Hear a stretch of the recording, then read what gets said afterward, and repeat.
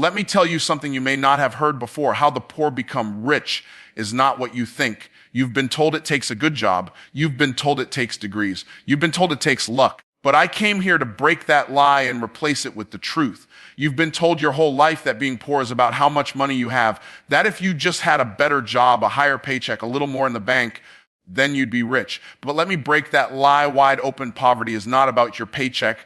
It's about your programming. It starts in your mind before it ever shows up in your wallet. You can be living in a mansion and still operating with a poverty mindset. You can earn 6 figures a year and still stay stuck financially because your thinking is rooted in lack, in fear, and survival. Poverty is not the absence of money. It's the presence of limitation in your thinking. People don't fail because they don't have enough money. They fail because they don't believe they are worthy of wealth. They don't believe they can create value that the marketplace rewards. So they settle, they shrink, they live life on the clearance rack when called them to the CEO table. That's why mindset is everything. The way you think is either pulling you into overflow or chaining you to struggle. See, most people are trained to live in survival mode, pay the bills, keep the lights on, just get by. And that's the trap. Because if all you're thinking about is surviving, you'll never have the capacity to multiply. Your entire mental energy is focused on not drowning instead of learning how to swim in abundance. The mind that's trying not to lose will never win big. The person who's afraid of going broke is already broke in their spirit. That's why you have to renew your mind daily. You have to take every thought captive that tells you, I'm not enough, I can't afford it, or that's for them, not for me. No, wealth starts with a decision to think differently. Let me make it real for you. If you gave a millionaire mindset to someone with $0, they would find a way to create wealth. But if you gave a poverty mindset to someone with $1 million, they'd lose it every time. Why? Because the root determines the fruit. If your inner world is broken, your outer world can never prosper for long. That's why winning the money game starts with winning the mind game. You must see yourself as wealthy before you are wealthy. You must adopt the identity of someone who creates value, who attracts abundance, who multiplies opportunities. And this is where most people get it twisted. They think being poor is about a lack of resources. But poverty is not about resources. It's about resourcefulness. It's not about what you have. It's about what you do with what you have. Poor thinking says, I don't have enough. Wealth thinking says, what can I do with what's in my hand? One looks at the limitation. The other looks at the potential. That's why some people stay broke with access to the internet, free information, and open opportunity, because their mindset filters everything through lack. The poor mind asks, how much does it cost? The rich mind asks, what's the value I can create? The poor mind sees problems. The rich mind sees possibilities. So until your mind shifts, your money won't. Until you break the internal belief that you're not meant for more, you'll keep repeating the same cycle. Get paid, spend, struggle, repeat. But when you change the way you think, you change what you attract. And when you change what you attract, you change what you receive. Now here's the part most people miss. The enemy of wealth is not just poverty, it's comfort. Some of you are too comfortable being stuck. You've built a life around barely enough. You've normalized struggle. You've adapted to lack. But what you tolerate, you empower. And what you empower, you repeat. You've got to get uncomfortable with being broke. You've got to get fed up with just getting by. Until you despise lack, you'll never dominate in wealth. Everything God made multiplies. Seeds multiply, trees multiply, people multiply. So if you are made in His image, then you were built to multiply too. The only reason you're not multiplying is because you're not thinking like the Creator. You're thinking like the creation. You're waiting for someone to rescue you instead of rising in your God-given authority to produce. The moment you begin to think like a multiplier, not a maintainer, your results start to shift. Most people think their lack of money is their biggest problem, but your lack of money is a symptom. The real problem is your lack of clarity, your lack of strategy, your lack of belief. When you think like a wealthy person, even in the valley, you find solutions. You don't need money to think rich, but you do need rich thinking to handle money. This is why people who win the lottery go broke again, because they change their bank account, but they never change their mindset. And that's where it all begins. The battle is not on the outside, it's inside your head. It's the voice that tells you you'll always be poor. That's not for people like you. You're just not smart enough. But those are lies from the pit trying to hold you back from what God already said is yours. When you renew your mind, you silence the lies. When you shift your belief, you shift your results. And when you stop thinking like the poor, you begin walking into riches you were always destined to carry. Let's get something straight right now. Being broke and being poor are not the same thing. Broke is a financial condition. Poor is a mental and spiritual condition. Broke is something you go through. Poor is something you believe. Broke is what's in your account. Poor is what's in your heart. Broke says, this is temporary. Poor says, this is who I am. And the problem with most people is not that they're broke. It's that they've accepted being poor as part of their identity. They don't see themselves as capable of wealth. They don't see themselves as someone who could ever live in overflow. So they wear lack like a badge of honor and stay stuck in a cycle God never designed for them. You see, being broke can work in your favor. It can wake you up. It can force you to get creative. It can make you hungry. Some of the greatest breakthroughs happen when you've got nothing but a dream and desperation. But poor settles, poor shrinks. Poor agrees with limitation and says, this is my life and there's nothing I can do about it. Poor turns temporary struggle into permanent identity. And that's the trap. The danger is when you stop treating broke like a season and start treating poor like a personality. That's when your entire life becomes a prison of your own agreement. You start saying things like, I'll never be rich. Money isn't for people like me. That's just how I grew up. And every time you say it, you build another brick in the wall around your potential. You aren't locked out of wealth because of your job. You're locked out because of your agreement with limitation. You've been hypnotized by your history, and now you're stuck in a cycle that your belief system refuses to break. If you want to stop being poor, you have to stop identifying with poverty. You've got to break up with the version of yourself that only knows how to survive. You've got to divorce the idea that wealth is for them and not for you. You've got to stop looking at your past as the blueprint and start looking at your potential as the prophecy. There is nothing noble about staying stuck. There is nothing righteous about struggling forever. Struggle is a classroom, not a lifestyle. When you're broke, you still have options. You still have ideas. You still have energy. You can work, create, sell, build. Broke people still have access to the marketplace. But poor people never access the marketplace because they've already disqualified themselves in their mind. They think the game is rigged against them, so they never even step on the field. And the truth is, nobody can disqualify you like you can. Nobody can hold you back within your own mouth, your own beliefs, your own excuses. The poor mindset is always focused on what's missing. It's always rehearsing the reasons why they can't. It's always blaming the government, the economy, the system, the parents, the past. But here's the truth. Every system in the world is designed to stay the same. Systems don't change for the poor. You've got to change for the system. You've got to outthink it, outcreate it, outsell it. You don't break poverty by waiting. You break poverty by warring. It's a spiritual fight, a mental battle, and an emotional shift all rolled into one. And the moment you decide that you're not going to be poor anymore, not just financially, but mentally, that's when change begins. Let me tell you what poor people do with opportunity. They question it. They hesitate. They delay. They talk themselves out of it. They say things like, it's not the right time. I'm not ready. Maybe later. That's the mindset that keeps you poor because opportunity never waits. It doesn't knock twice. It moves fast. And the ones who are ready in their spirit, the ones who've been preparing their mind, the ones who've already said yes before the door opened, those are the ones who walk through it. And let's be honest, poor people worship comfort. They stay where it's familiar. They don't challenge themselves to grow. They avoid risk like it's a curse. But wealth doesn't live in comfort. Wealth lives in courage. Wealth lives in clarity. Wealth lives in consistency. You don't stumble into prosperity. You rise into it. You stretch into it. You obey into it. And that takes a mindset that refuses to remain poor.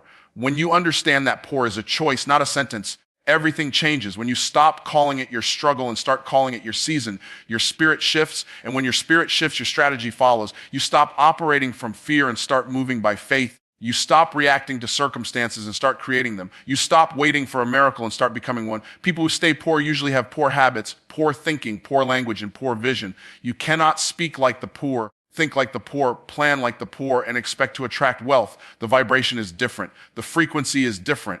The outcome is different. If you want different, you must become different. You must think differently, invest differently, commit differently. The people who get rich aren't always the smartest, the fastest, or the most talented. They're just the ones who refuse to stay poor. They got sick of scarcity. They got mad at mediocrity. And they did something about it. You've got to change what you're saying. Stop declaring you're poor.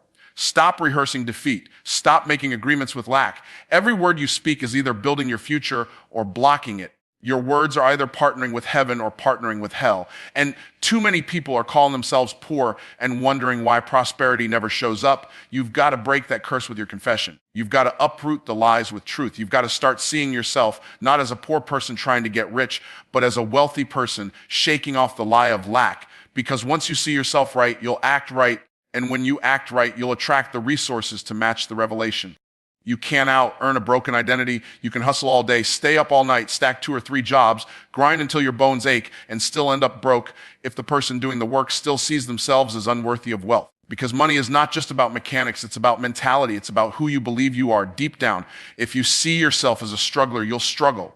If you see yourself as someone who never wins, You'll always find ways to lose. Identity is the thermostat of your life. No matter how much heat you try to apply externally, if your internal setting is stuck on limitation, the room will always cool itself right back down. Your income will never rise above your identity. It might spike for a moment, but it won't stay there. You could land the biggest deal, have the greatest opportunity, receive the largest check of your life, but if your identity hasn't caught up, you'll sabotage it. You'll mismanage the moment. You'll shrink back. You'll waste it.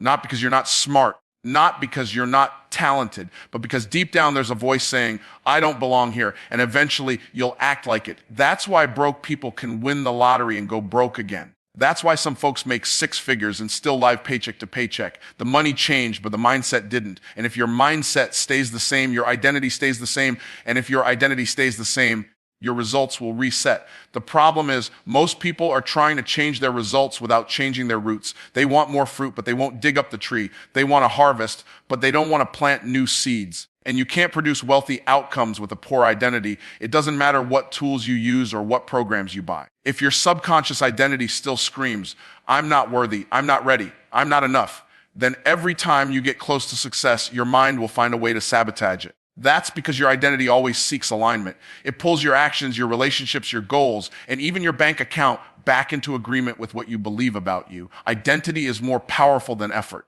There are people working half as hard as you are earning 10 times more, not because they have more skills, but because they have a different self-concept. They believe they deserve abundance. They believe they can command value. They walk into rooms expecting favor, not begging for it. They don't apologize for success, they expect it. That's identity. And until your identity shifts, your income will stay stuck. You'll keep grinding, keep hoping, keep chasing, but never catching. Not because opportunity isn't available, but because the internal version of you still sees lack as your home. Everything you're doing is being filtered through who you believe you are.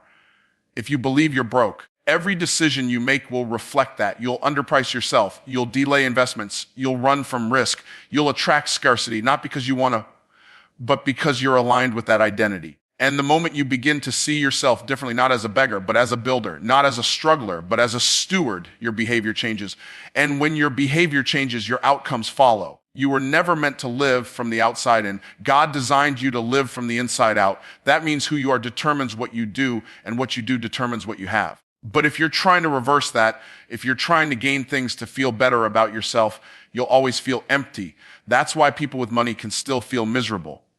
They bought the clothes, drove the car, took the trip, but nothing changed inside, because the work that really changes your life is the work you do on your identity. Until you upgrade your inner picture, your outer results will never last. You don't need more money to become rich. You need a new identity. You need to see yourself as someone who creates value, someone who solves problems, someone who multiplies impact. You need to see yourself as someone worth investing in, someone who deserves overflow, someone who's born for more than just getting by. That shift alone, that change in self-perception is the key to unlocking wealth in your life.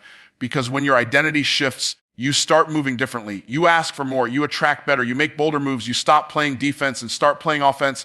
Identity is the root system that determines how strong your financial tree grows. Without the right root, the fruit won't last. And too many people are trying to duct tape success onto a broken identity. They're trying to earn their way into wealth without believing they belong in it. But you don't get wealthy by effort alone. You get wealthy when your inner world is aligned with abundance, with stewardship, with growth, with legacy. And that only happens when you do the deep work of renewing your identity. Your future is not waiting on another paycheck. It's waiting on a new perspective. It's waiting on you to stop identifying with your past. You're not what happened to you. You're not your upbringing. You're not the struggle you came through. That was the classroom, not the conclusion. The moment you start identifying with your assignment instead of your adversity, you start showing up different. You start building different. You stop reacting and start creating, because creators move the economy. Creators control the table. And you were called to create, not just consume. If you want to shift your income, you've got to shift your identity. Start calling yourself what you really are: a creator, a builder, a multiplier, someone who doesn't just survive, but thrives, someone who brings solutions, someone who creates generational blessing. Because when that becomes your identity, lack can't live in your life anymore. Poverty won't recognize you. Struggle won't fit anymore. You'll be too aligned with abundance to entertain anything else. The reason most people stay broke is because of how they think. The rich think in value. The poor think in cost. The moment a poor-minded person hears about something valuable, their first question is, how much does it cost? They're programmed to see the price tag, not the payoff. They calculate the expense, but never the return. And because they focus on what it takes from them instead of what it gives to them, they talk themselves out of the very thing that could transform their life. That's why some people will spend years stuck in the same situation, because they keep making decisions based on cost instead of vision. When you think in cost, you're always living in fear. You're afraid to let go. You're afraid to invest. You're afraid to invest because your entire mindset is built on protecting what little you have instead of multiplying it. But wealth doesn't grow where there's fear. Wealth grows where there's courage, where there's vision, where there's faith. Thinking in value means asking, what does this produce? Not what does this require? It's the difference between a consumer and a creator. A consumer says, that's expensive. A creator says, that's valuable. Now how can I afford it? Rich thinking is not about how much money you have. It's about how you see money. It's about how you see opportunity. It's about how you evaluate decisions. The rich are constantly calculating the return. They know that money is a tool, a servant, a seed. And they're always asking, if I put this in the right soil, what kind of harvest can it create? But poor thinking sees money as something to hoard, something to protect, something to fear. So instead of using it to grow, they hide it, they spend it, or they let it slip away through delay and indecision. You'll notice the rich don't flinch at investing in themselves. They'll drop thousands on a mastermind, a mentor, a course, a program, not because they're careless, but because they understand that information and access are two of the greatest currencies. They're not thinking, that's a lot of money. They're thinking, what will this make me? But poor thinking says, what if it doesn't work? Rich thinking says, what if it works 10x? That's the mindset gap. That's the difference between staying stuck and moving forward. The poor mindset is reactive. It waits for bills, emergencies, and crisis. The rich mindset is proactive. It plans, it positions, it prepares. Poor thinking says, I can't afford it. Rich thinking says, how can I afford it? One shuts the door, the other opens possibility. And when you're trained to think in cost, you kill creativity, you shut down vision, you silence strategy, because your brain goes into defense mode instead of design mode. When you think in value, you're not afraid to invest in growth. You see the connection between knowledge and income, between skill and scale. You understand that every dollar you invest in the right thing is a dollar that has the potential to produce a return far greater than what it cost. That's why wealthy people don't look at money as a limited resource. They look at it as a renewable one. They know they can lose it and make it again because they trust their ability to create. Poor-minded people don't trust themselves. They trust the job, they trust the system, but they don't trust their own capacity to generate. And here's the truth. If your default setting is, that's too much, you'll never access what's next, because what's next will always cost you something, not just money, energy, time, focus, faith. Every new level comes with a new level of investment. But if you're stuck in cost mode, you'll see that cost and back away. You'll miss doors because you were afraid to walk through them. You'll miss connections because you saw price instead of purpose. And that's how people stay in cycles for decades. Not because they weren't presented with opportunity, but because they rejected it by thinking in cost. Thinking in value changes how you see everything. It changes how you see people, how you see time, how you see education, how you see mentorship. It makes you look for leverage, for partnerships, for return. It puts you in a position of power because you're not just reacting to life, you're designing it. You're making calculated decisions, not fear-based ones. You're not asking, what will I lose? You're asking, what will I gain? That's a kingdom mindset. That's a builder's mindset. That's the way wealth thinks. Some people would rather hold on to $100 than let it go and build something worth $100,000. That's how deep cost thinking runs. It convinces you that keeping is safer than creating, but keeping doesn't grow you. Keeping doesn't multiply. Keeping doesn't build legacy. It just keeps you right where you are, because safety is not abundance. Familiarity is not freedom. You've got to shift from holding to planting. The wealthy have mastered the art of exchange. They understand the law of sowing and reaping. They know that everything you want in life is on the other side of an exchange, an investment, a commitment, a decision. But if your thinking keeps circling around what it's going to cost, you'll never step into what it's going to create. And until your thoughts shift from cost to value, your life will keep reflecting limitation instead of multiplication. Every wealthy person you see has paid a price. They've invested when others hesitated. They've bet on themselves when others played it safe. They've trained their mind to ask different questions. And those different questions led them to different outcomes. If you want to build something different, you have to think different. You have to stop counting losses and start calculating returns. You have to stop thinking in dollars and start thinking in destiny, because your future won't be built by what you saved. It'll be built by what you believe was worth investing in. Everybody wants to make more money, but very few understand how money really moves. People think the more hours they work, the more money they'll make. They think if they just grind harder, stay up later, and do more, They'll eventually break through. But money doesn't move because of effort alone. Money moves because of impact. Income is a mirror. It reflects the level of value you bring into the world. You don't get paid for showing up. You get paid for showing up and solving something. If you want your income to increase, you have to increase the size of the problem you solve and the depth of transformation you bring. People who focus only on effort will always be capped. There are only so many hours in a day, only so much energy in your body. But impact is scalable, effort is linear, impact is exponential. A janitor and a surgeon may both work hard, but the marketplace rewards the one who brings greater perceived value, not because the janitor isn't important, but because the surgeon's impact on human life is seen as higher in consequence and specialization. That's how the marketplace thinks. And if you don't understand that, you'll keep putting in hours and wonder why your money doesn't match your hustle. The truth is, most people are underpaid because they're undervalued, and they're undervalued because they haven't positioned themselves to solve higher level problems. If all you do is trade time, then you'll always be stuck in the time for money trap.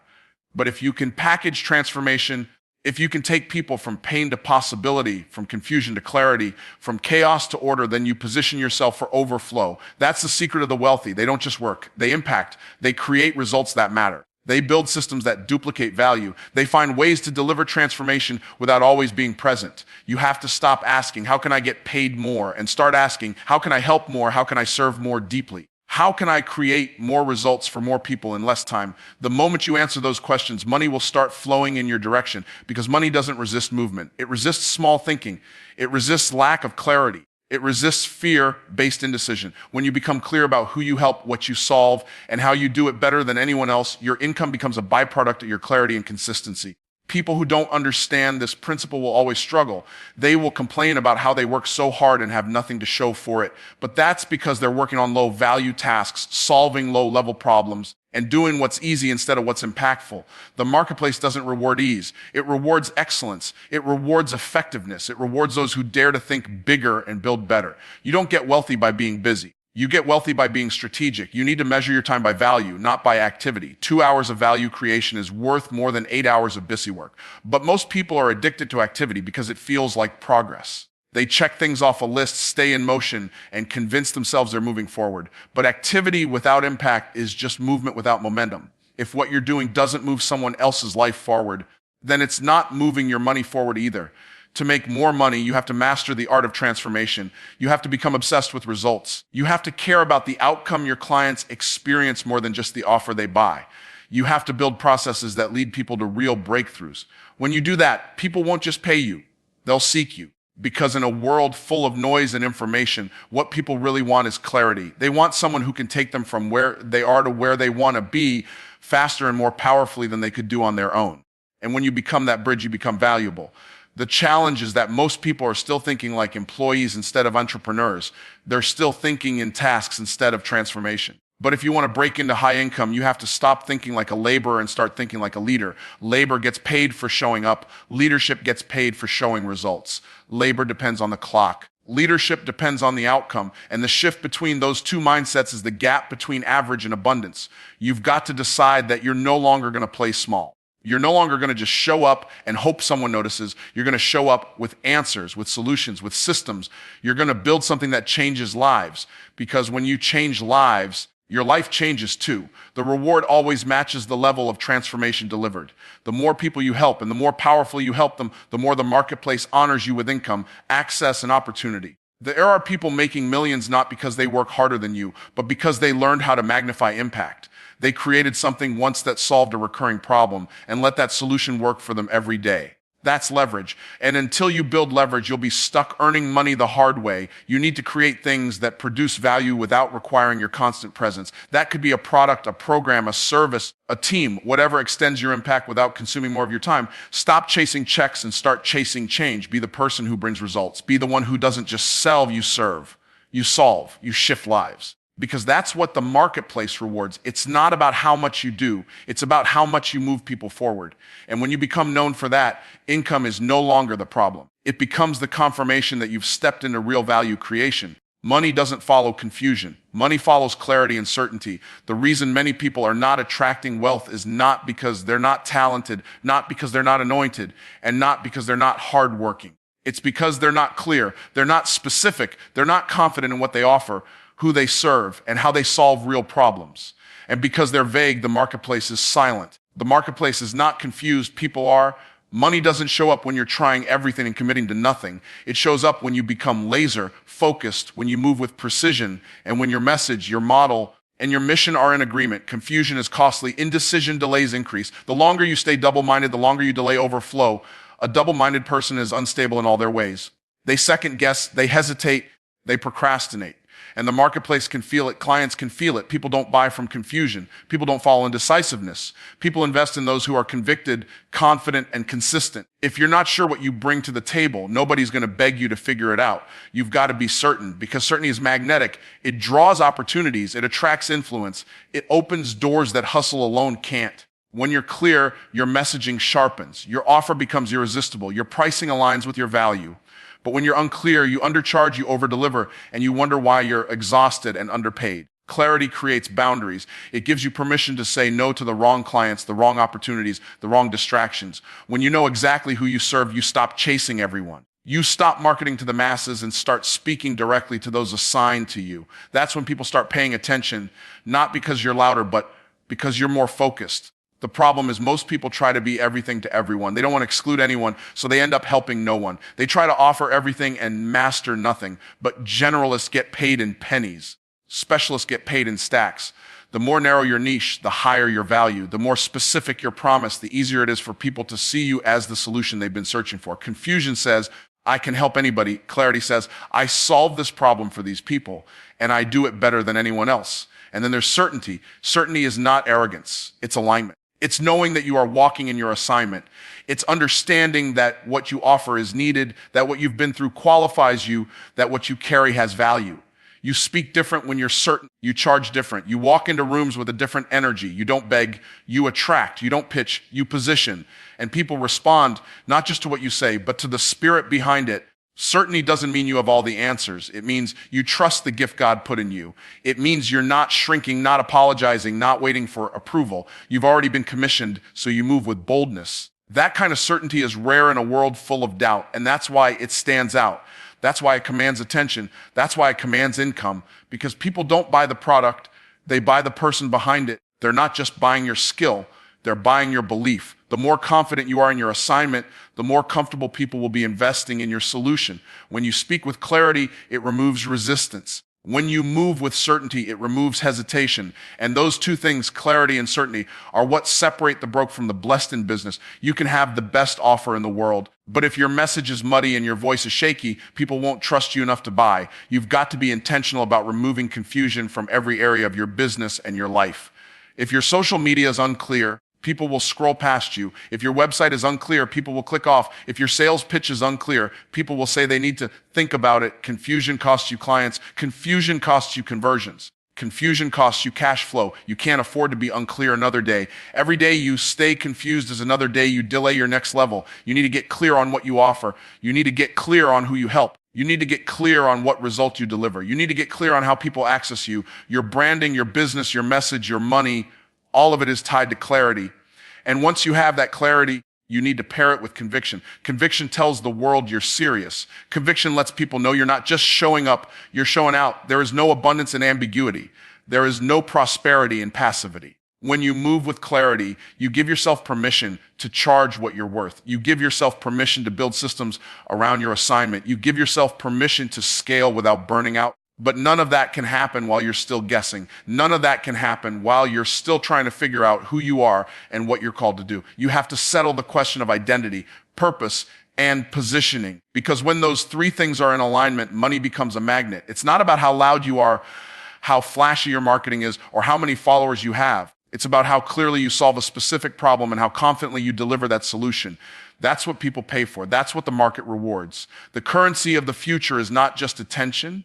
It's clarity. It's not just effort, it's precision. And the moment you eliminate confusion, you eliminate competition, because most people are too distracted, too divided, too unclear to make any meaningful impact. And impact is what makes income inevitable. You don't need more money, you need a better model. That's where most people miss it. They keep asking for more income, but they never ask for better infrastructure. They want increase, but they haven't built a container that can sustain it. They want overflow, but they're still operating from a leaky bucket. If God gave some people more money today, They would lose it tomorrow because they don't have a system to hold it, multiply it, or manage it. Money doesn't solve money problems. Models do.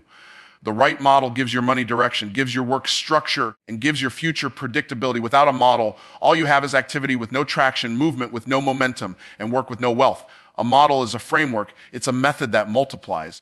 It's the engine behind your income. If you're making money but you're exhausted, you don't need to make more. You need a better model. If every dollar depends on your direct labor, you don't have a business, you have a job you own. And the worst kind of job is the one you created that still keeps you broke. You thought you were building freedom, but you built another form of bondage. You escaped the boss but became your own taskmaster. The reason is not that you're not called to more, it's that your model doesn't allow more. Most people are functioning in hustle, not structure. They've learned how to sell, but not how to scale.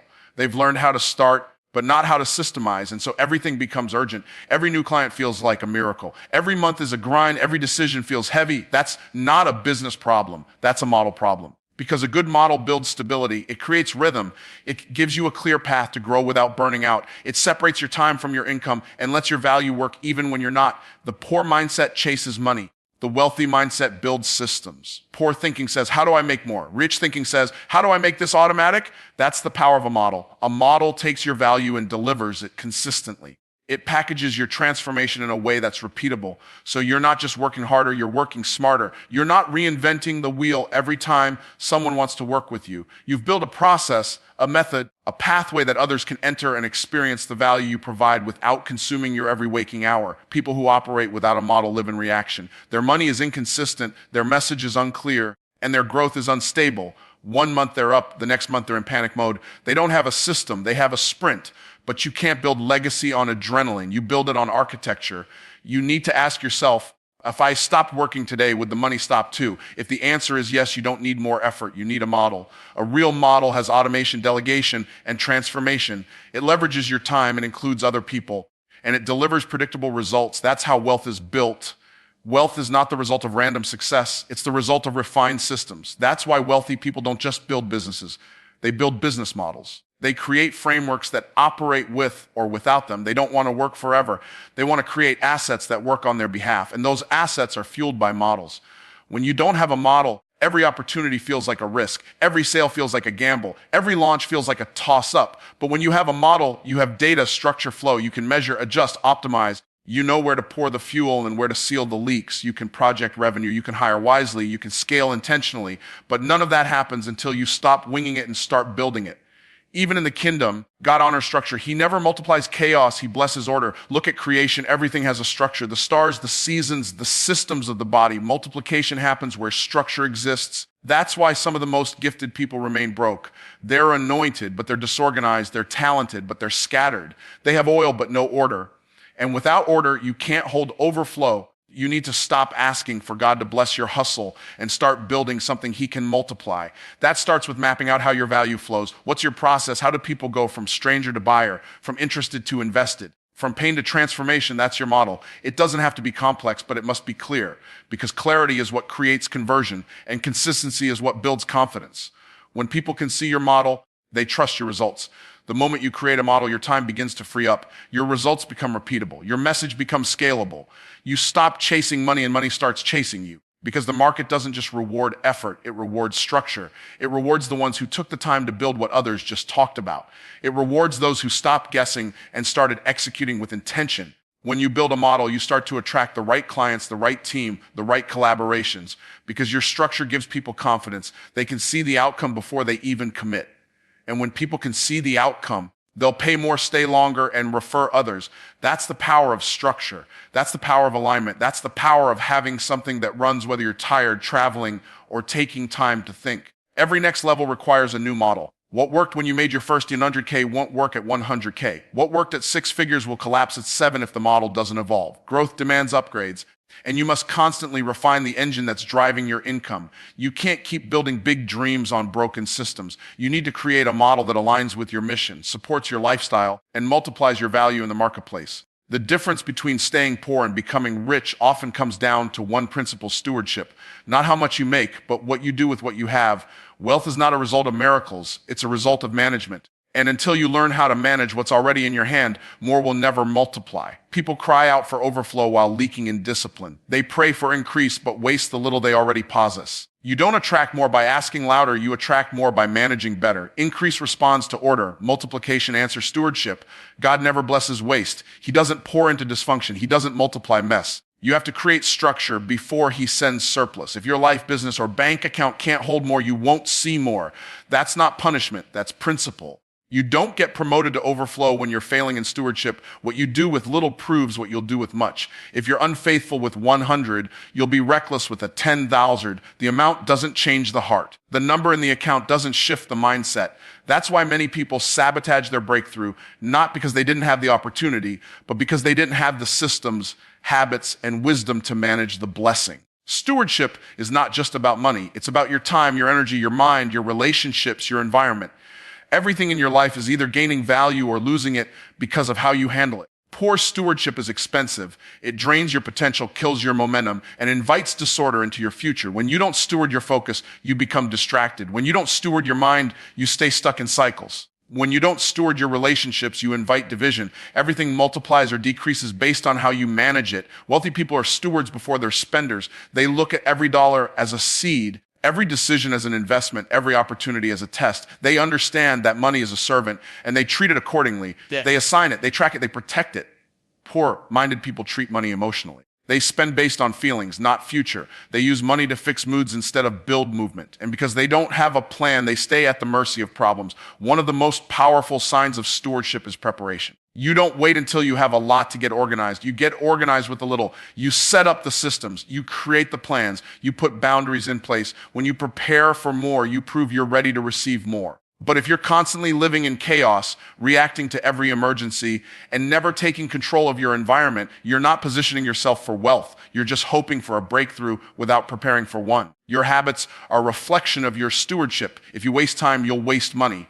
If you ignore the details, you'll miss the increase. If you keep poor records, you'll make poor decisions. That's not about income levels, it's about intentionality. You can be on a small salary and still operate with excellence. You can be in a tight season and still move with discipline. And that mindset is what sets the stage for overflow. Because God blesses stewardship, the marketplace rewards it, and your future requires it. One of the most dangerous habits of the poor is neglect. They neglect their learning, they neglect their planning, they neglect their gifts. And what you neglect, you lose. You can't rise in wealth while tolerating laziness, excuses, or disorganization. Stewardship says, I take ownership of this. I take responsibility for this. I may not have all the answers, but I'm showing up in excellence. That's when things start to shift, not just because you prayed, but because you partnered your prayer with preparation. Poor stewardship will always feel overwhelmed. It's not because there's too much to do. It's because you've never structured what you have. When everything is urgent, nothing is prioritized. When everything is a reaction, nothing gets refined. That's why people burn out while still being broke, because they're doing everything except the things that actually matter. Stewardship helps you simplify. It helps you focus. It helps you make room for more by cutting out what no longer fits. Your next level isn't waiting on more effort. It's waiting on more order. That means looking at every area of your life and asking, is this managed? Is this moving? Is this multiplying? If the answer is no, you don't need a miracle. You need a method. You need structure, process, tracking, clarity, because money flows where there's management. Energy flows where there's purpose. Clients flow where there's consistency. Stewardship is what sets you apart. Even the best opportunities can become burdens if you're not ready to manage them. Wealth is not just about getting. It's about keeping and growing. That requires structure.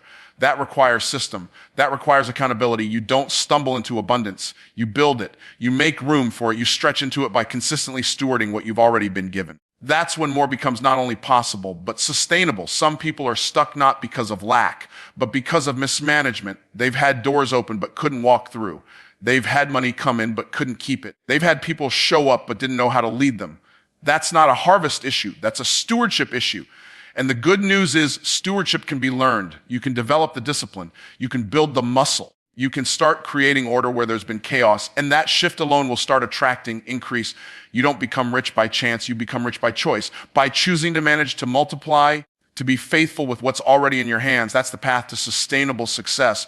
Not a lottery, not a miracle, not a shortcut, but stewardship. Faithful with little, ruler over much. That's the principle. That's the pattern. That's the foundation of true wealth. The poor become rich when they stop chasing dollars and start developing discipline, when they stop trying to survive and start building systems. When they stop asking for permission and start walking in their God-given authority, it's not what you think, it's who you become.